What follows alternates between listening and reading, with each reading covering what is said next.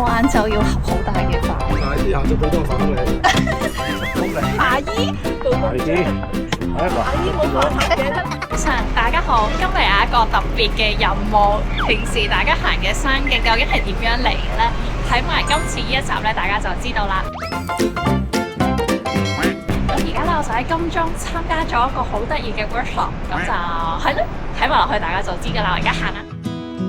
行山就行得多啦，有冇諗過行山徑係點樣誕生嘅呢？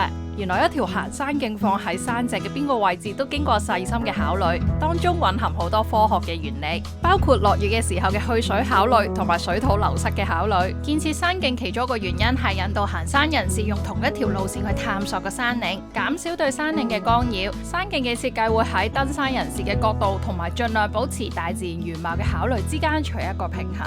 行山嘅時候細心望一望，其實好多行山徑都係手作步道嚟㗎。手作步道顧名思義就係人手做嘅山徑，主張就地取材，係一種可以符合環境可持續性嘅修建山徑方法。而我今日就有機會體驗同埋學習手作步道啦。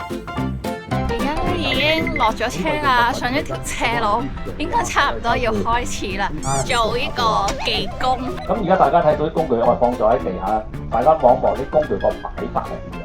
嗱，咁啊用緊呢把扳釘嗰陣時咧，我哋有一個叫死亡半徑啊，就唔好進入嚟呢度啊。有匙羹你點做咧？啱啱同佢成90度角。哇！好恐怖啊！係準備1、2、3，你好啦，好，停啦，前啲，好啦，前啲，好啦，等我放落，慢慢落，慢慢落，好啦，好唔該晒。而家我哋影緊呢個大合照，我攞咗呢個 C 字，而家搬緊啲工具過去同大家大合照，因為大家唔可以手持啲工具，有啲危險。而家要練。可以幫你影。OK 喎，我贏咗潮流大獎。而家去玩啊，唔係玩，做嘢認真嘅。今次我係參與咗由土木工程拓展署舉辦嘅活力環島長廊，由南灣泳灘至到中坎角嘅配水庫手作步道工作坊。呢一個係第一條喺非郊野公園嘅範圍之內，以手作步道嘅方式興建一條全新嘅步行徑。我自己都想推廣手作步道。因為香港嘅有啲嘅路況不理想啦，或者有啲建造方法又亦都太不理想。咁其實手作步道咧係其中一個選項，就唔係話佢萬能。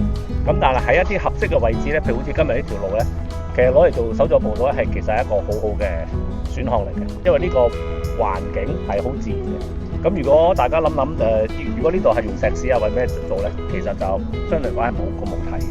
咁但係如果我哋用手作步道咧，用翻一啲天然石去就地取材，去做翻一啲嘅鋪設一條路面出嚟咧，咁其實係同個環境或者係做施工嘅時候冇咁大破壞。咁啊，所以我哋就都幾推動手作步道呢樣嘢嘅。咁亦都因為大家係市民啦，有份去參與去做一條路咧，其實都係一個好難得嘅機會。因為當你做完之後咧，我相信日後大家你哋會同啲朋友或者屋企人嚟行咧，你其實會係有好多故事可以同人講到嘅，因為呢條路真係你有份做啊嘛。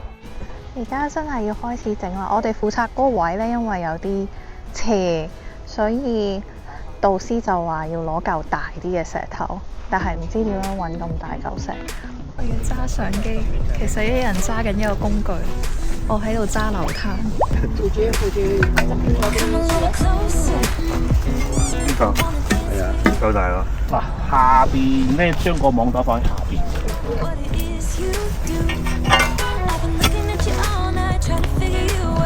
好，打佢落嚟，你就一齊推佢落嚟。1、2、3。隻手。好，停。等我休息一陣啦。搬緊呢嚿200幾斤嘅石頭，大家行山真係要珍惜嗰條行山路，真係好辛苦㗎整得。前邊厚啲，後邊薄啲嘅，即係話呢邊厚嘅，呢邊薄嘅。咁所以一陣前面嗰個位掘咧，就係前面嗰度個深少少，有得成片石坐咗落去。坐咗落去之後咧，就後邊穩定一啲，我哋叫拳頭石啊，或者呢啲咁嘅石咧，就攝入去。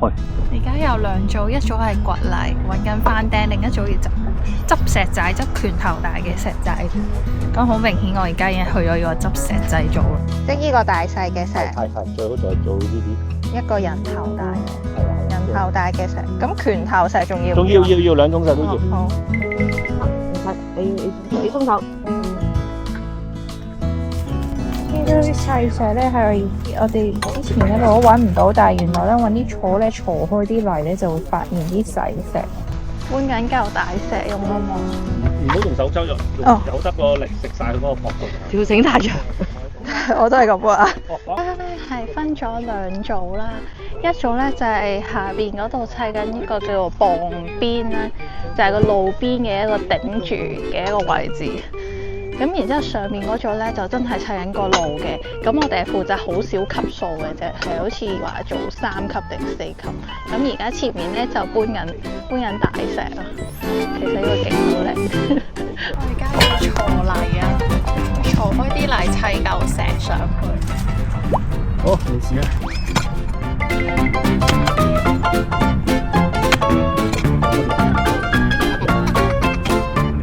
大家珍惜，我有份作嘅呢度，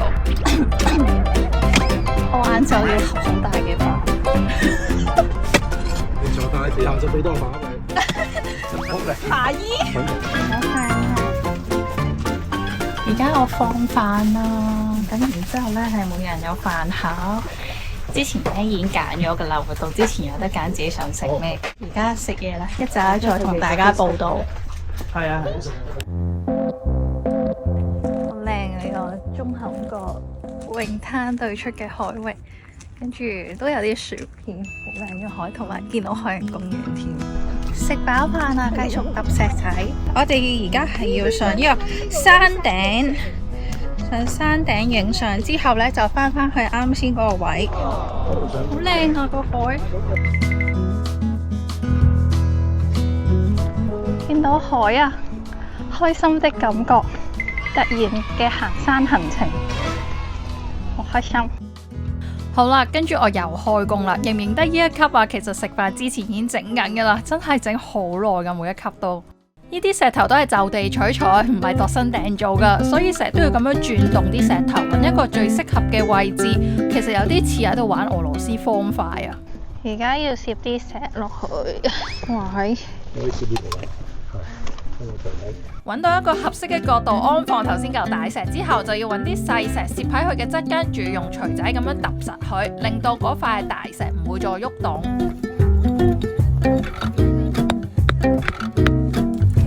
好，呢度好嚟。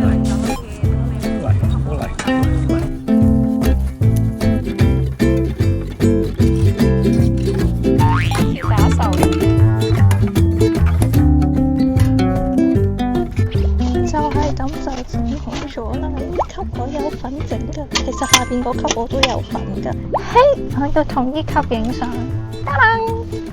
大家記住呢一級樓梯啊，係奇雲有份整噶。踩佢嘅時候記得想起我啊！我哋嗰組就整咗7級出嚟啦，另一組仲喺度整緊。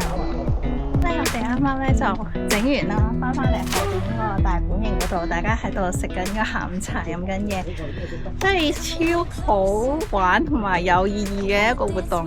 唔參加唔整過咧，真係唔知道每一級咧原來係咁複雜嘅。以前咧平時行嗰啲山徑咧，當然望落咧都知係人做嘅，當然唔係天然啦，但係唔會特別去諗每一級背後係點樣整出嚟咯。原來係真係好複雜嘅，係用好多心機掘一個窿，揾適合大細嘅石頭，有時唔係一嚿嘅，有時係幾嚿。頭先最嬲尾我哋整個級呢，一級呢係3嚿石頭嚟嘅，變咗1級啦，係即係好似俄羅斯方塊咁樣砌出嚟。所以大家真係要珍惜呢個山徑。雖然我覺得係咪我哋應該都唔會點樣破壞到佢嘅，係咯。